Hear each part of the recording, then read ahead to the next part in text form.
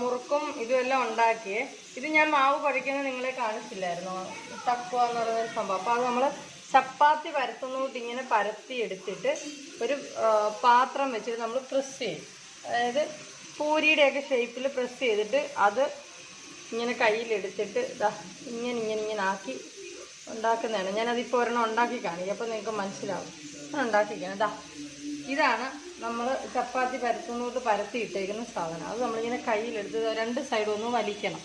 വലിച്ചിട്ട് ഇത് ഉണ്ടാക്കി വെച്ചിരിക്കുന്നതാണ്. അത് ഇതിനകത്തോട്ട് വെച്ചിട്ട് ഇതല്ലേ ഇങ്ങനെ ആക്കിയിട്ട് നമ്മൾ രണ്ട് സൈഡും വലിച്ചിട്ട് ഇതുപോലെ പിടിച്ച് പ്രസ് ചെയ്യണം. ഇങ്ങനെ അമക്കി അമക്കി അമക്കി അമക്കി പ്രസ് ചെയ്ത് കഴിയുമ്പോൾ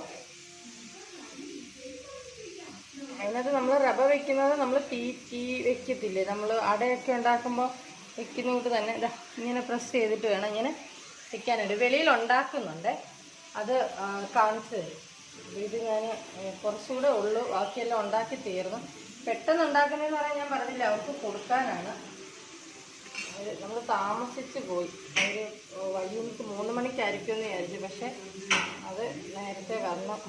അപ്പോൾ ഉണ്ടാക്കിയത് ഞങ്ങളങ്ങ് കൊടുത്തു വിട്ടു, ബാക്കിയോടെ എത്തിച്ചേക്കാമെന്ന് പറഞ്ഞ് ഇതുണ്ടാക്കി വെക്കുകയാണ്.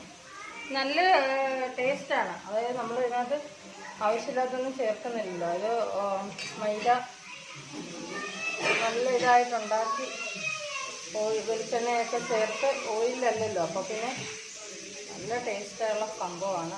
കഴിച്ചവർ വീണ്ടും വീണ്ടും ചോദിക്കുന്നുണ്ട്, അതുകൊണ്ടാണ് ഇന്നത് ഉണ്ടാക്കാമെന്ന് വിചാരിച്ചത്. ഇനി അപ്പോൾ ഇത് ഉണ്ടാക്കിയത് വറുത്ത് കോരുന്നത് കാണിക്കാം. വെളിയിൽ വറുത്ത് കോരുന്നുണ്ട്.